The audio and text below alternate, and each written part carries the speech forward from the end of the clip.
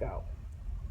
When performing an AP hip, in this case it would be a right hip, the central ray would be placed approximately at the femoral neck. How do you locate the femoral neck? You need to draw a line from the ASIS to the pubic symphysis. In this case, I'm going to use a piece of lead to represent those two spots, where you would draw a line between those 2 points and bisect that line, which would be, bisecting means in the middle of that line. From there, you would come down 1.5 inches to the femoral head, 2 inches to the femoral neck, and that's where we're centered right now.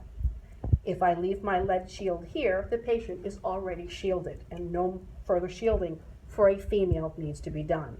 If it was for a male, I would need my shielding down like this. That's for another lecture. Anyway, notice where the central ray is. It's at the femoral neck. I need to make sure that my marker is placed so that it's not in the way of the femoral, the greater trochanter of the femur. My collimation is already collimated to 8 inches wide by 10 inches long.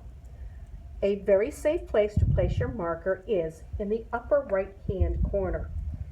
Now, in this case, you can see that the femur is at an angle going across the IR like this. So there's certainly plenty of room to place your marker in the lower right hand corner.